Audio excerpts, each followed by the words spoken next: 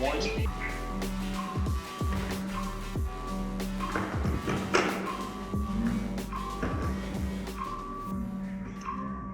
views, opinions, and advice in this podcast are not necessarily those of our employers. Medical topics are discussed largely using best EMS protocols. Discussions here should not replace your own services, policies, and procedures. Hey guys, welcome back to the PCHD EMS Podcast. Today I'm here with Lane and Wheeler, two of our supervisors that teach our difficult airway course. And the reason we're here today is, while we've talked about RSI and airway management before on the podcast and also in their class, one thing we've never done before is gone through a body cam footage, an actual body cam footage of an RSI that we've performed here at Parker County. And we're going to break it down, and we're going to kind of show you guys something that for us we've never seen before. It's pretty rare to get the privilege of doing this. So Wheeler, if you want to talk about that. So first and foremost, this would not be possible without the patient, Ronda. She's been absolutely amazing signing the HIPAA release form so we can show not only our paramedics, but just show it in our class. And so huge shout out to her.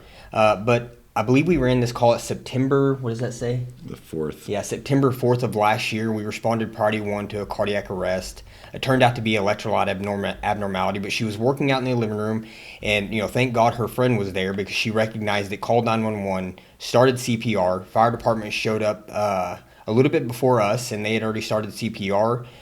We got there and just started implementing HP CPR. She was in VFib. We defibrillated twice at 360. We gave her 300 milligrams of amio and then got her back. What I really love about this video and what I've really been excited about is because usually in EMS, once you get somebody back, what's the first thing we do?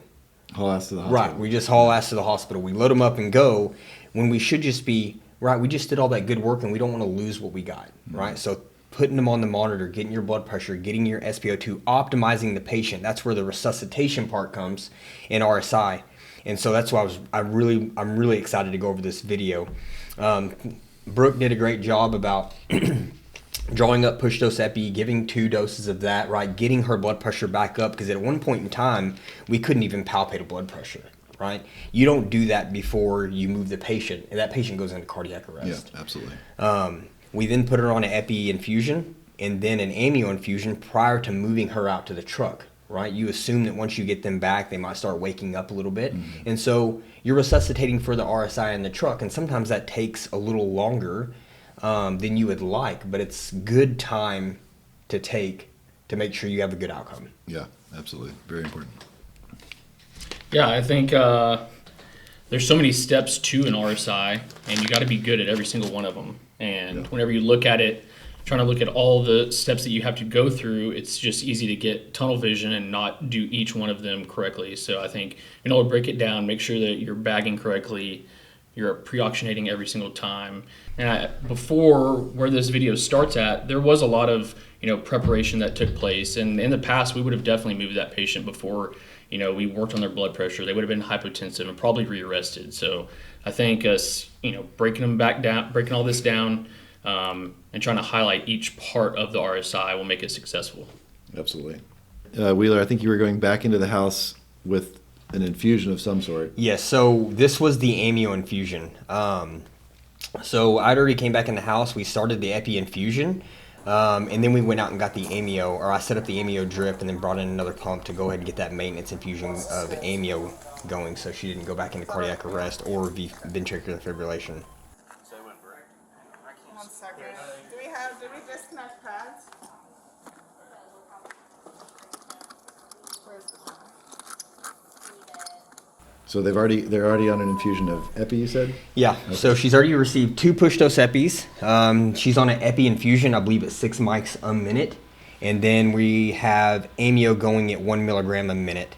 What was the blood pressure before and then So after? We did not get a blood pressure afterwards. She just started trending downwards. Her end tidal started falling a little bit, kind of cluing us in that she was hypotensive. So we just went ahead and gave the push dose epi. And I think the blood pressure before we moved her was in the 110s, and heart rate was right around 110, 114. You said you started the epi infusion when you could not palpate a blood pressure, but you had a pulse, right? Correct. No, we had a pulse. Yeah. I just could not palpate a blood pressure. Right. Yeah. Thank you for clarifying Yeah. that. I just wanted to make sure. Yeah. And I want to say this real quick before I forget.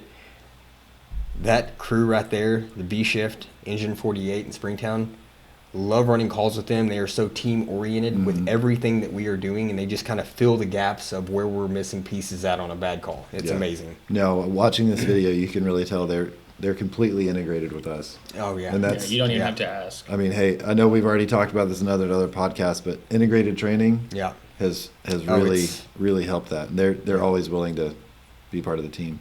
Yeah.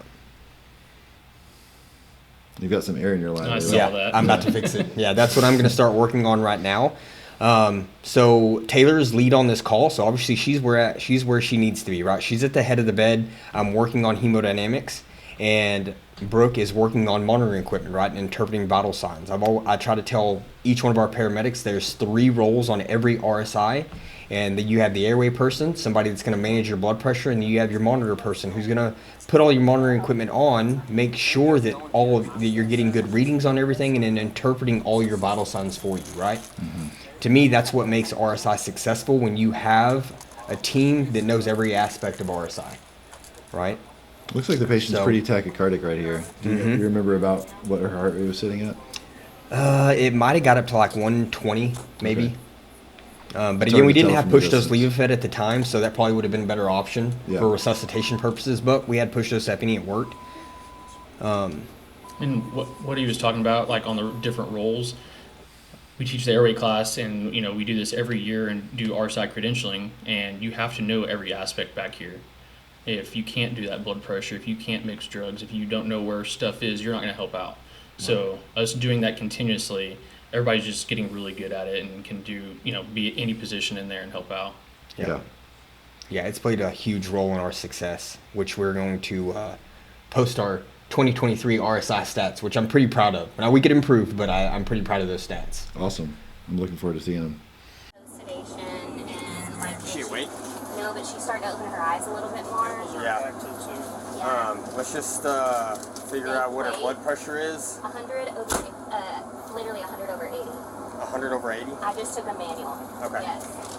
And it was clear as day. Yeah. I would go low dose ketamine. I'm gonna go up on this epi drip. 306. Yeah, 6 is fine. The 3 is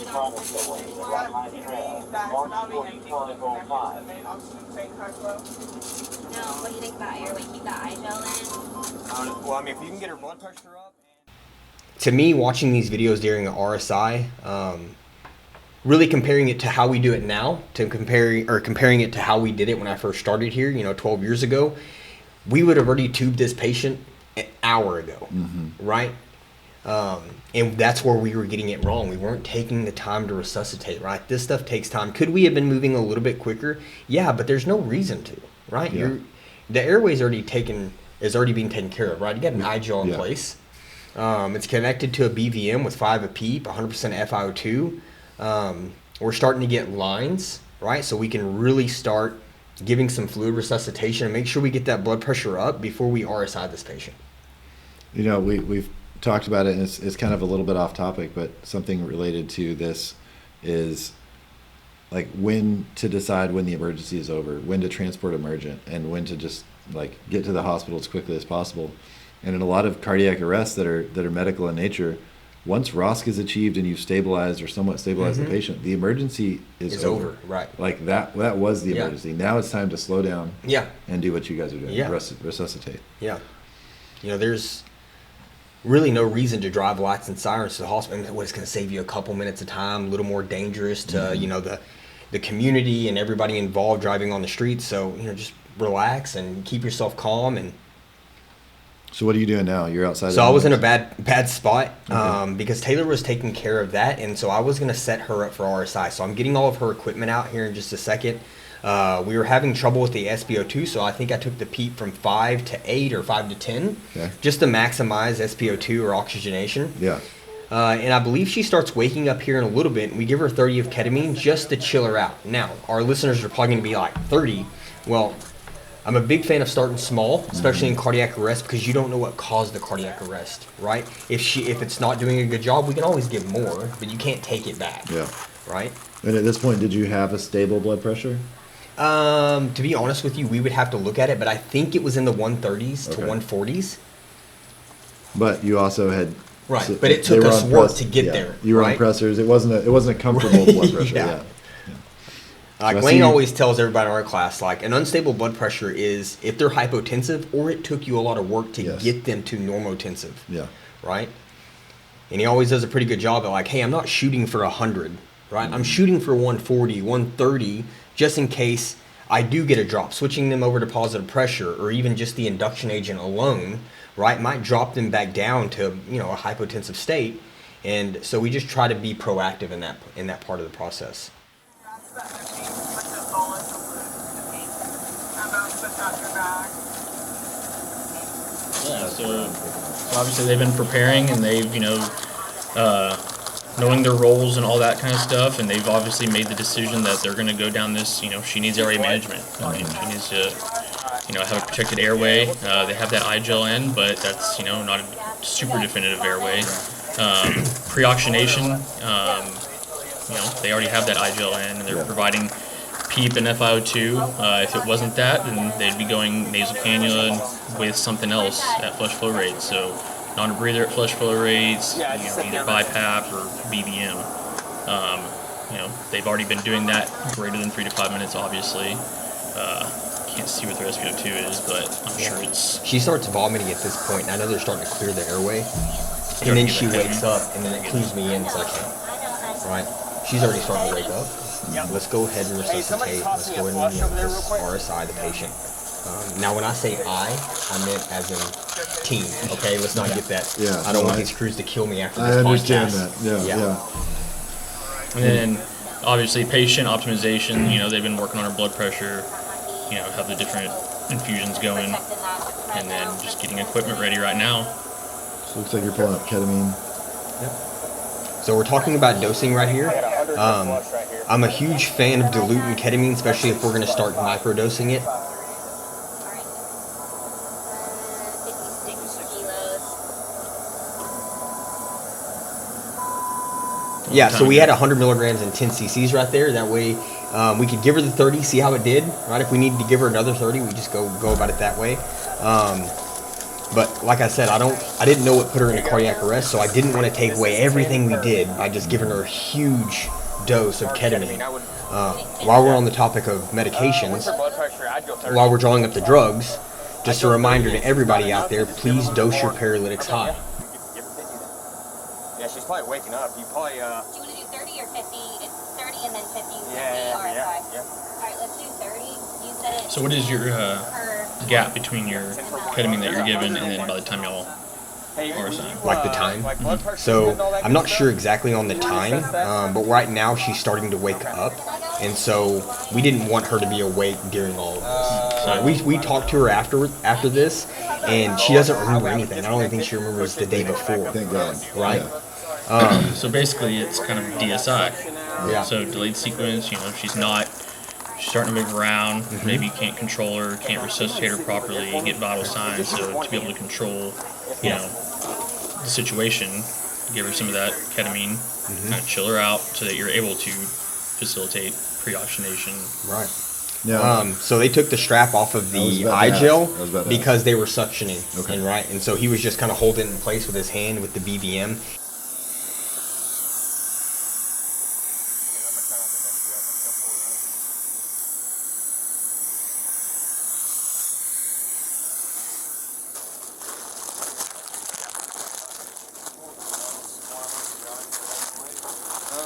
No, just give it to them, man. We're about to RSI. We're not going to rush right now. And honestly, it's, Going in now. okay, push that blood pressure again, please. No, Is she vomiting again? Yep. All right, you hanging on to that? That suction's right there behind her. Yeah. All right. 30 of ketamine in. So I think the part that they usually miss, or that a lot of us miss, is padding underneath the head. So when we're all setting up for RSI, I think we've kind of went over it or taught it enough times to where we're always on the same board or the same page. that all of us pat underneath the head to get the patient into an ear to sternal notch positioning, which is great not only for oxygenating and ventilating if you have to bag the patient, but it's also great for aligning the axes of the airway when you go to intubate, right? These are the small parts of RSI that make you successful. No, I just saw. So you got her position now. It looks like Taylor just pushed something fairly quickly. Was that an additional sedative? What was that? It was just ketamine. Ketamine? It was just ketamine. She flushed it through. And was that y'all's first First dose. bigger dose? No. You've given 30 at this point. So that was what? Just a flush. Just a flush? Just a flush. So now she's had a total of 30 milligrams That's it. of ketamine. That's Okay. it. So you've got her positioned. Right. So like Lane was saying, going over the 7 Ps, right? We've already prepared. We started the pre-ox process early. We did the patient optimization early, right? Resuscitating that blood pressure. And those are the two important parts of an RSI, right? The two big killers is what? Hypoxia and hypotension. So getting all this stuff done is in preparation so you can relax during the intubation phase, right?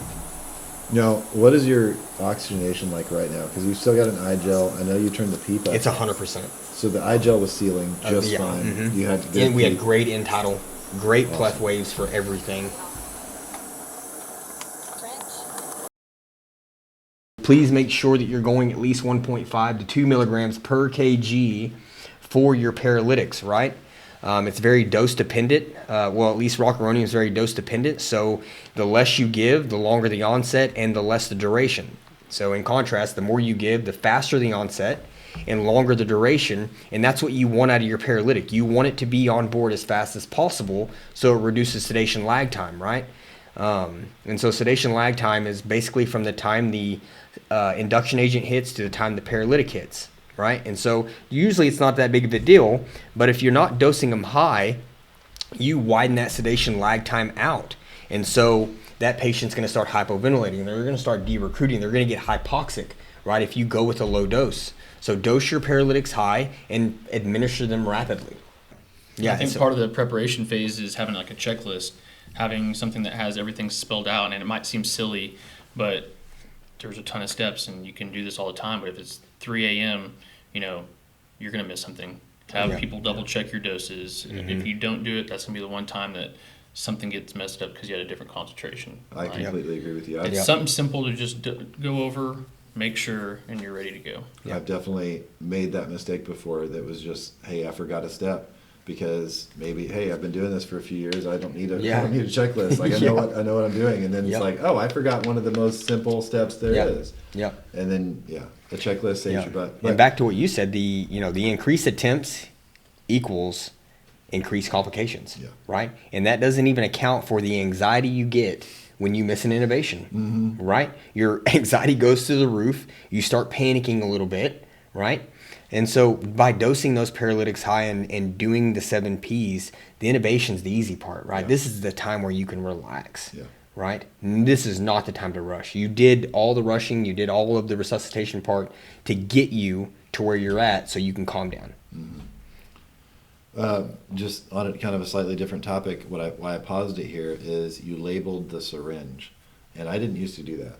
Yeah. I didn't used to do that, and the first time I either saw somebody do that or was told to do that, it's been many years now. Yeah. But I'm like, oh, that's a great idea, because I was just trying to figure out which order I put the syringes in.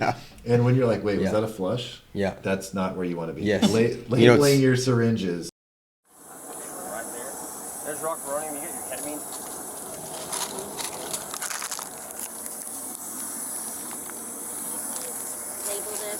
What is it? Ketamine. Yeah, I did. Okay, never mind. No, I'll do it I didn't see it. Sorry. Nope, I will do it again.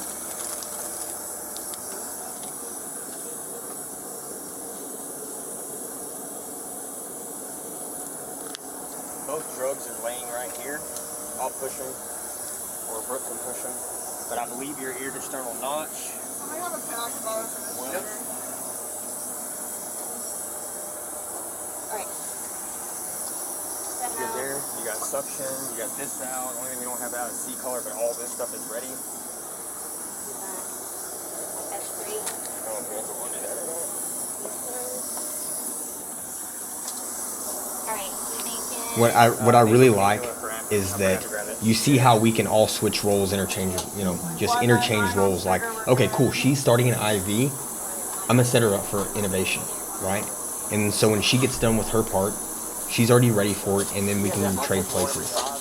What is Brooke doing right now? So Brooke is making sure all the monitoring equipment's on and getting all the lines in order, right? To make sure when we push drugs, which line we're gonna go through, Yeah, right? that's crucial. Mm-hmm.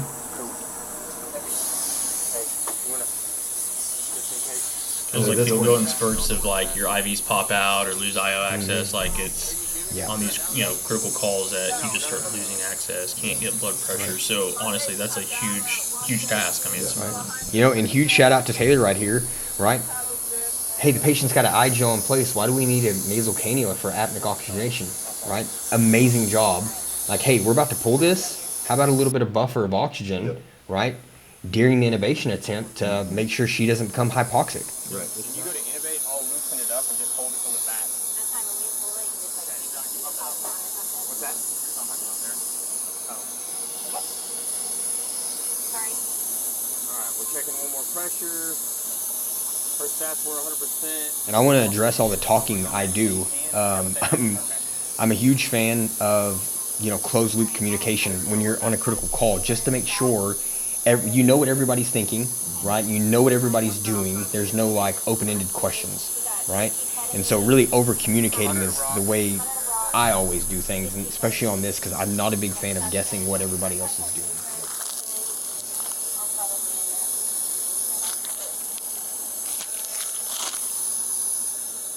Hey, I'm sure you're going to, but I would suction the hell out of her before I intubate.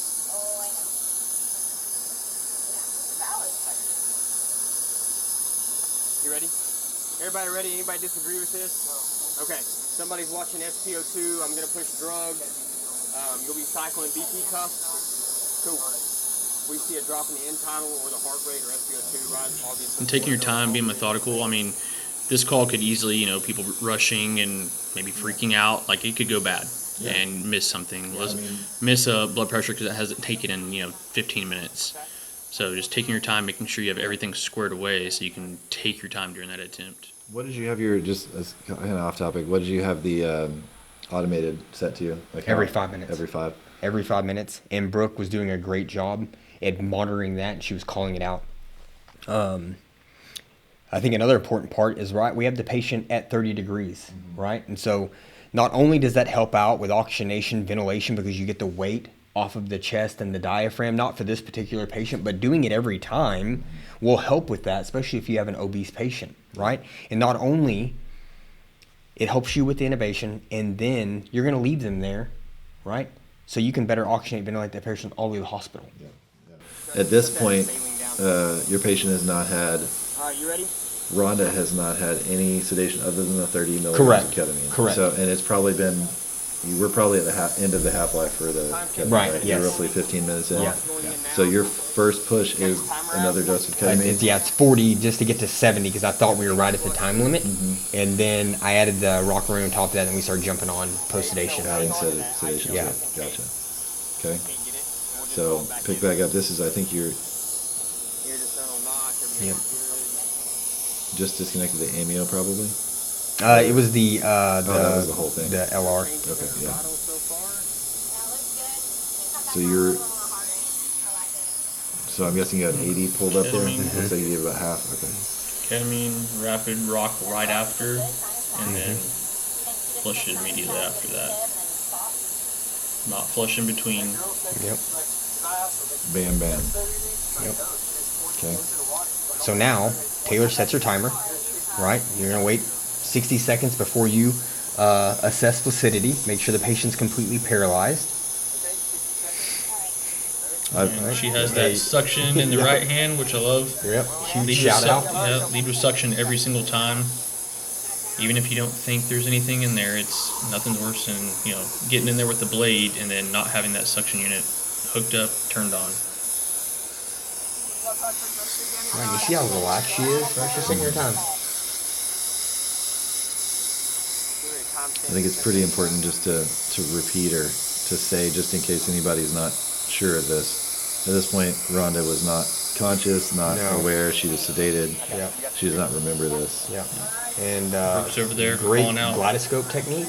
Yeah. Tracked all the way down. Yep. So just for the viewers, like that was a hyperangulated blade, so it's more technique than manipulating the airway. Right. And so once she got the intubation, she saw it go through the cords, got the proper depth, called it off, and then she's checking in time. Right. We always tell our guys during the class, it's what you can prove. So if you tubed in the stomach and you walk into the hospital and you don't have end tidal and you say I saw it go through the cords, nobody cares what you saw. It's what you can prove. Yeah. And there's no rush to pull the glide scope out of the mouth. No, not at all. Once you have that cuff inflated and the BVM attached and have good end tidal, let somebody else look. Yeah. Like, There you here, go. like, can you see that? You agree? Yeah. And you had Brooke over there, watching vital signs, making sure that SpO2 Right. is, 94% or better the whole time. But, I mean, say that Taylor would have missed that intubation. I mean, what would, the next steps have been? Re-auctionate that patient, put the BVM, assist ventilations, get that SpO2 back up to, the point that you want and try again. But you need to change something. I think that's where people get it wrong a lot is, they get amped up and have anxiety like you were saying, and they're just like, I missed, and now they're kind of freaking out and do it again, miss again. So change something, whether it's you didn't position correctly, maybe you had the wrong size, blade on your VL, or you didn't suction good enough. Just change something.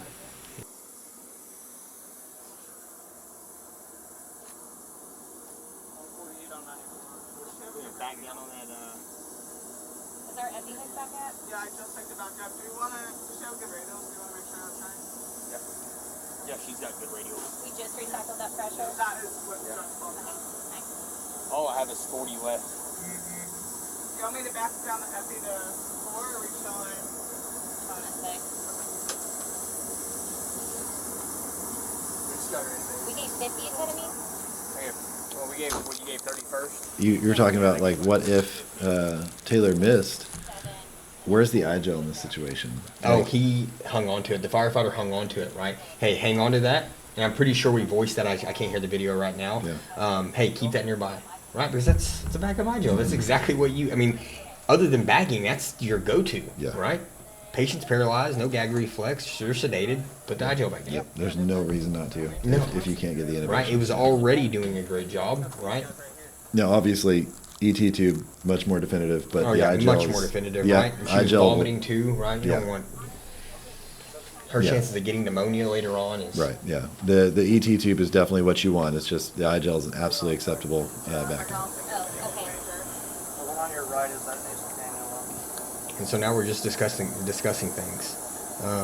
I really wish I would have rode with them. Huge shout out to Taylor. She was like, everything's done. Like, we're just gonna roll to the hospital, no light sirens. Take our time, get there quickly, but just staying calm. How far away from the hospital are you guys? Oh, a good 35 minutes. Really? Yeah. So I'm guessing you're talking about repeat sedation at this point? We are. So, I mean, even after y'all obtained ROSC, I mean, it's probably been 30, 45 minutes. Yeah. So to it's that been point. 45 minutes total since I turned the body camera footage on, which a couple minutes of that was probably me driving. Do you ride these? Because it's all messed up, the water and stuff. I'll rewrite it and I'll send you a picture of it. Yeah. That way I'll leave. Why is her baseline at like? Okay. Yeah. I'll go back and That way you just didn't have to decipher all the generics and all that. yeah, I'll go back and I don't mind like rewriting it as well. I'm gonna leave it right here. It's Hey, got are you ready for post? Yeah, please. Okay. Hey, will you shut that here? Will you pinch this off for me?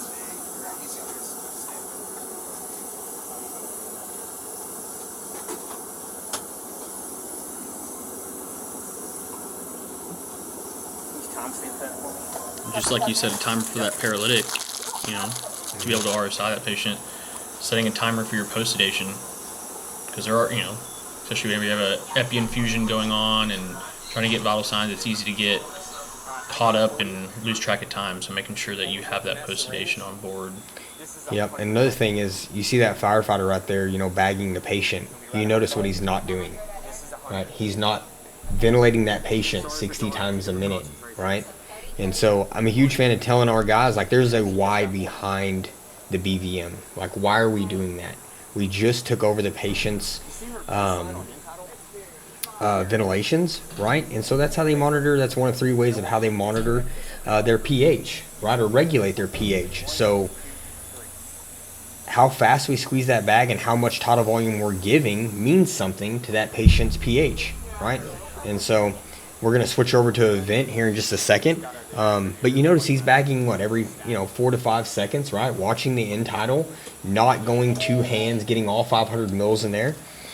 So he's doing a great job. So what I did is it appeared like she was breast stacking. The end tidal was not coming back down to baseline. And so we disconnected it, pressed it on her chest, hooked it back up, and her end tidal went right back down to baseline. And so it was pretty cool that you get to see that on video, because if that keeps building, right, that increases endothoracic pressure, they start getting hypotensive, and then you can't figure out why, right? Do you remember how long she was in the hospital before being discharged? Taylor and Brooke would know this better than me, but I think it was only a few days. Wow. She had a complete turnaround, right? And she's been amazing ever since. So when we came out, we actually went out to her house. We showed her the body camera footage, right? And that's another thing about body cameras is how neat is it to not only the training aspect, but for these situations right here, for this patient to come back and be like, what happened? Yeah. And then they get to watch, what took place, right? And now, is there things that we could do better? 100%. We messed up a little bit on CPR. I was leaning on the chest too much. You saw the air in the line, where we could have moved a little bit quicker, at least for me, when we got back to the truck. And so you see these things, and it's really Taylor good can put that teachable. glove on quicker. Yeah. But I think overall, body cameras are priceless, right? And that goes for, the QA process, training, even clearing complaints. Yep. It's been amazing to have these with us. Now I'll tell you this: when Briggs first brought it up to us, I'm like, this sounds dumb. Yeah. Now I wouldn't trade him for the world. Yeah. Right? I agree. The success part of airway management is really is a team approach. I think that's where everybody gets it wrong, is we think this is an individual skill, right? Nobody does this skill by themselves. Yeah. Not even physicians in the ER. You got a team around you to make sure that you're successful.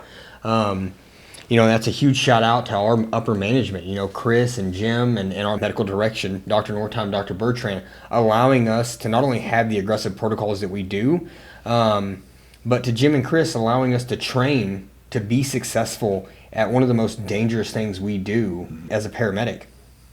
And so they allow us to train, and we teach this course every year. Yeah.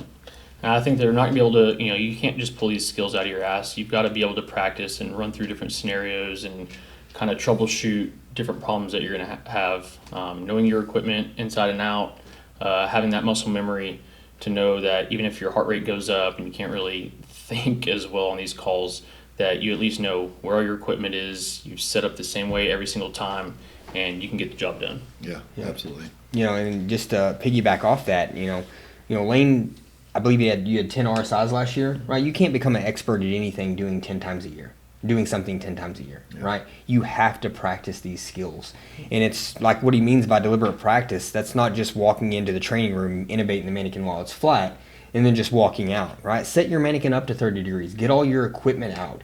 Building that muscle memory so when you are confronted with a difficult situation, your setup is muscle memory. You don't even have to think about it anymore. It helps you adjust to all these situations a lot faster, right?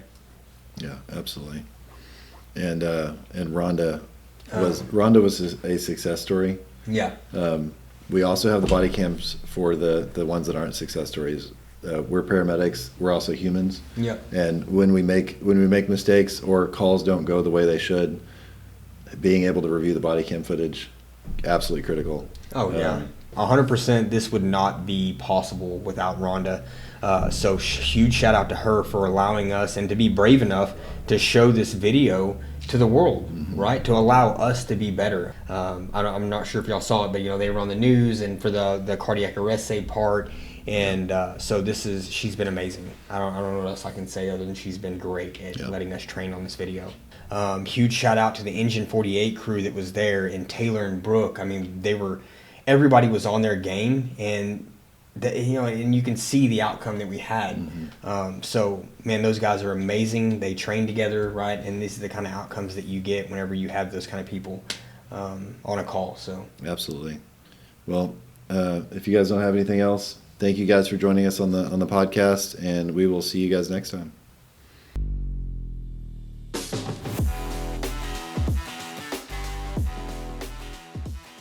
This has been an episode of the PCHD EMS Podcast. Thank you for joining us.